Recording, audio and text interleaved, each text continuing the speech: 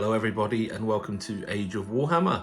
Today we're going to be doing something a little bit different and looking at the latest White Dwarf issue. So I've actually got the subscription now, and it's something we used to do quite a bit when we were more blog related, but it's something that seemed used to be quite popular, and so I thought I'd go through this latest issue with you today. So yeah, here's the front cover of the this is a subscription art, so it's different to the one you'd see in the normal supermarkets, etc. But yeah, really cool. So it's obviously a Black Legionnaire, and this will be to do with all of the Arks of Omen stuff which is going on at the moment. And if you look on the back, we've got the contents. They put it on the back now. So we're starting off, we've got some articles about the Arks of Omen, then we've got a flashpoint, which is the Herald of Misery, which is, that's actually to do with the Arks of Omen as well, but we'll discuss that in there. Then Echoes from the Warp, discussing boarding actions, Tactica Close Quarters, Ground Truth. This is all the 40k content, this is, which is a tactical look at boarding actions. A battle report with the Deadly Hangar. Oh, it's in the Deadly Hangar. Kill Team Engage, which is the final part of the White Dwarf's epic Kill Team campaign, and Operation Briefing. And then we've got the Age of Sigmar content, which is a Flashpoint Clash of Fang and Fungus, new background and rules for campaign between Gloomspite, Gitz and Skaven, and Flashpoint Rondel. This has been going on for a few months now, this one, and the Kraken Blades continue to harry Kael'rok's forces as they move into Lendu. Then there's the fantastic War Hosts, which is Lords of War, beautifully painted and converted heroes and villains of the Age of Sigmar. Warriors of the Depths, a tidal wave of new rules and background for using the Idoneth in Warcry. Glory Points, that's a regular article as well. That's where they usually discuss stuff from the Underworld. Underworld, isn't it? Age of Sigmar Underworld. And then the Middle Earth section right at the back. So yeah, what I'm going to do before we actually go into the content, I'm going to remove the cardboard bits inside, which make it quite awkward to flick through the pages. So I'm just going to pause this here and do that. Alright, so I've taken those out. This is the first one of the cards from inside, which is well, we'll look at it more when we get into the actual section, but I believe it's to do with boarding parties and stuff like that. So that's the back side of it. So yeah, we'll have a look more of that when we get into it. And oh, let's put that over there. And then this, I'm so glad they included this. I saw this at the end of last month's issue, and this is their 2023 hobby bingo, which I actually plan to complete this year. I'd like to do it all.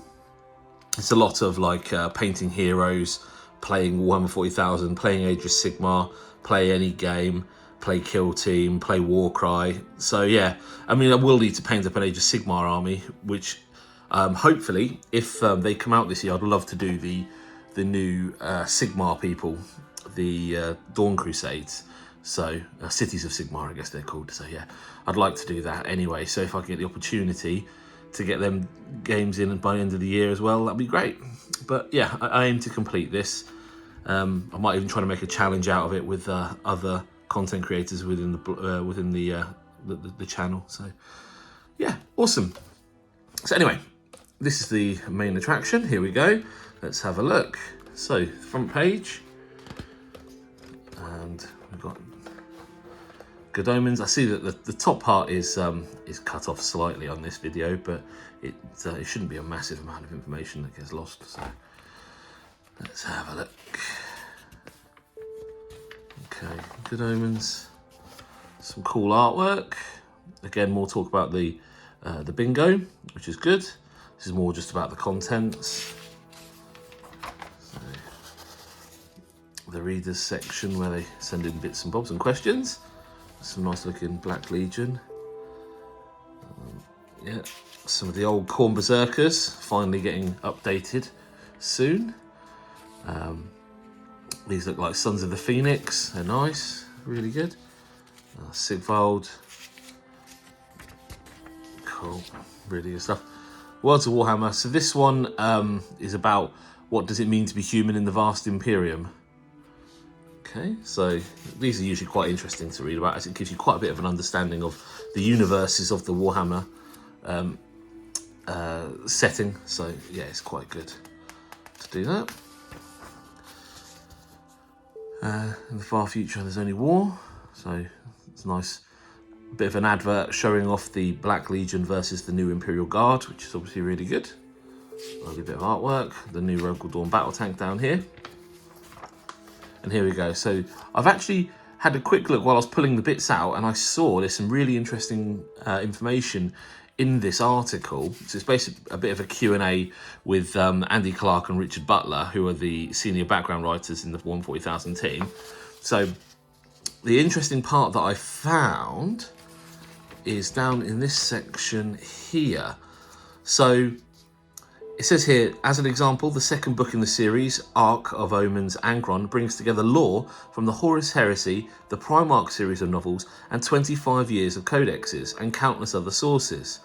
It heralds the return of Angron, the most destructive, violent, and unpredictable of all the Primarchs, and that alone is cause for celebration or lamentation if you're a servant of the false emperor. Obviously, they're not going to spoil the plot, but what they do go on to say is that the final battle is bigger than anything they've written about since the Siege of Terror. It's been like writing a 5-act novel. Genuinely had to take a holiday when we finished it. The 5th book is the culmination of the series. So there is 6 books. They've announced the 4.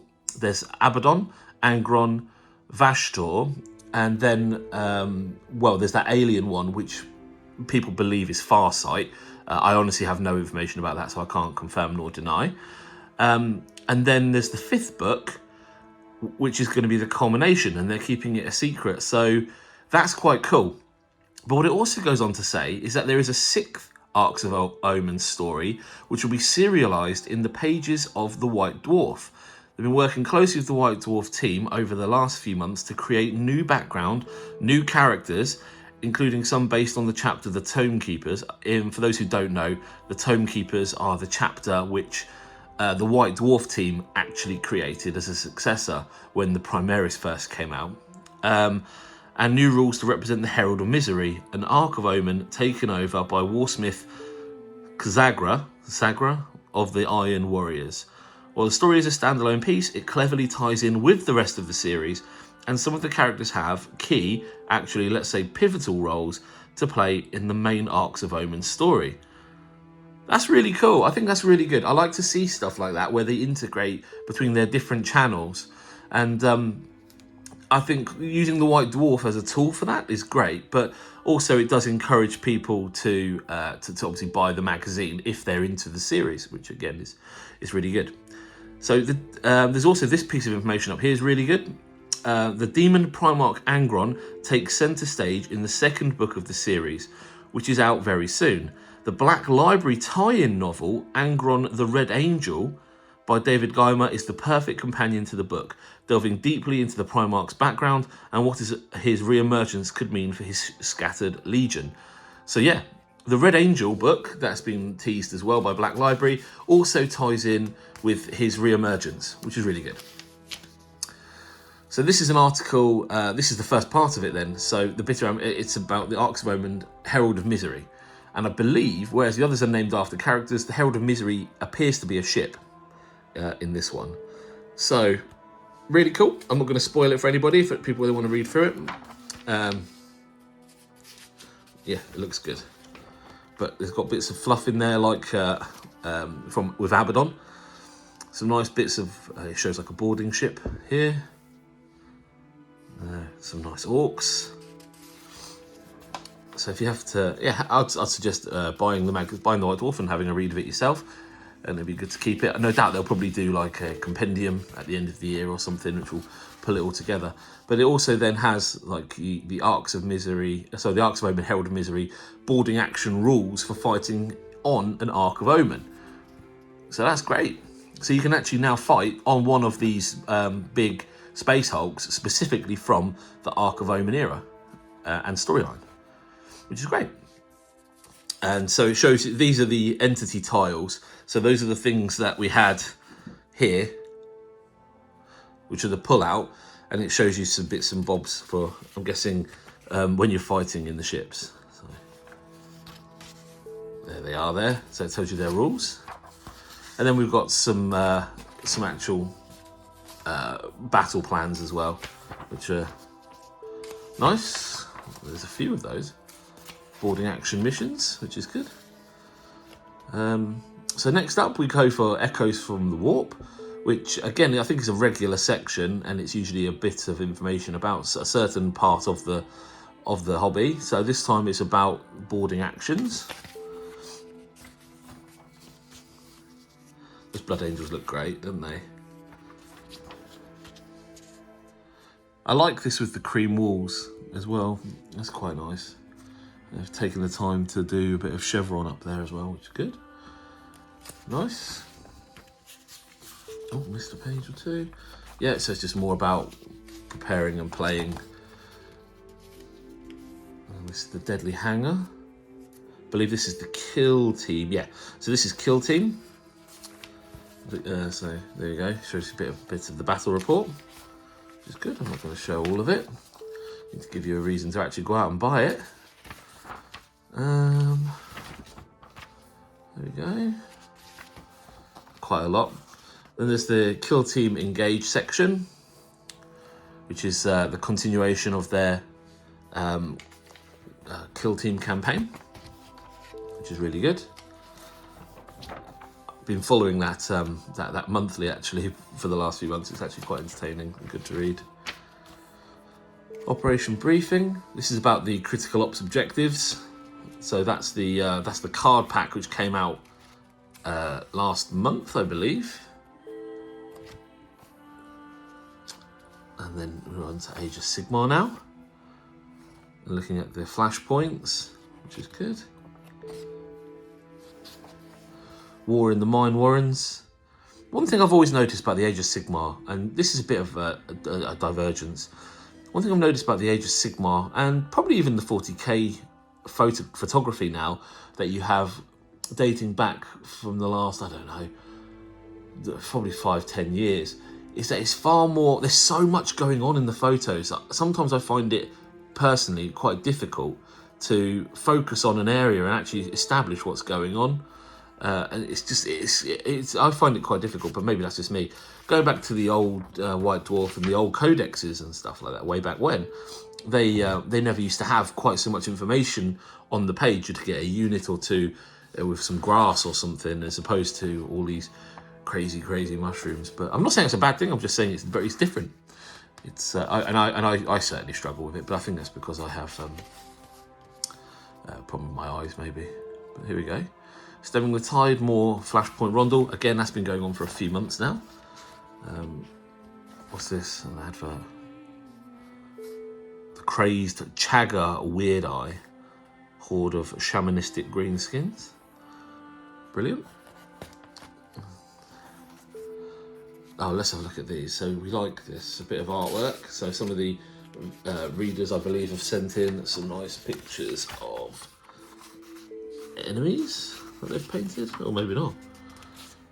Oh, creating your own hero for the mortal realms. So forging a legend. There we go. There, these are nice. Yeah. I like that it tells you which colours were used, or which colours I suppose they presume that they used, because they're probably not quite correct, but that looks good. Oh, that's brilliant. Look at that monochrome. Yeah, I really like that. It's quite monochrome as well. Some blood on that'd look great. And that's a fantastic demon. The name has escaped me, but it's right there. Let me have a quick look. The Great Unclean one. There we go. I'm not so much into this colourful style down here, but I mean, I understand that the techniques in it are absolutely fantastic, and the person's a far better painter than me, but I prefer the darker sort of paint schemes personally. Like this sort of thing down here is quite nice and dark, and these are quite subdued as well. Very nice. There's no way I could get anything published in White Dwarf, so it's not like I'm moaning about it. This looks great. Look at that. That's really cool. Oh, they've cut loads of holes in the wing. Oh, that's really good. I like that.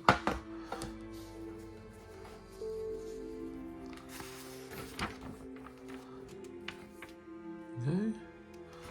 It's quite nice at the top there. This is one of the nicest models they've done for a while, I think. This buzzard thing. As strange as it is, why they'd choose a buzzard. The Ethicity rises. So here's some rules for using the deep kin in Warcry. Warcry is one of my favourite games actually that they do, and we're actually going to be doing a battle report because we've actually the studio's now set up correctly, and finally managing to get around to actually using it. And what we're going to do is we're actually going to do a first trial battle report, I think, over the next couple of weeks, which will be a Warcry one, because it shouldn't take as much editing and it shouldn't take quite so long to record. And we're going to do that, and we can let people critique it, which will be nice. Background tables, so yeah, all the stuff you need. And then glory point. So this is about, it's about the Underworlds, and this is the Grinrax Loon Court they're looking at here. So that's cool. And coming towards the end then, here's the Lord of the Rings. I love that new terrain up the top. Absolutely fantastic. I'm going to get an absolute ton of that because I actually have like a 2,000 point infantry Minas Tirith army. So yeah, we're going to be looking at doing some Lord of the Rings in the very near future, and that'll be really good. We just need to get an absolute ton of that terrain ready. And yeah, oh look at that. Yeah, Lord of the Rings is my favourite game. I'm not going to lie.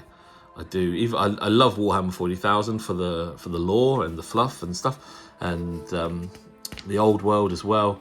Age of Sigmar is a good game, but not so much the fluff at the moment.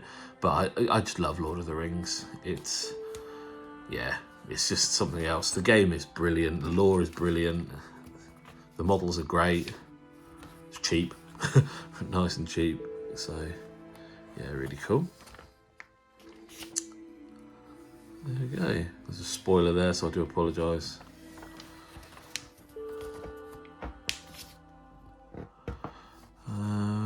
So this is Season of Skirmish, so people painting up their own little display bases as well for their models, which is actually a really good idea.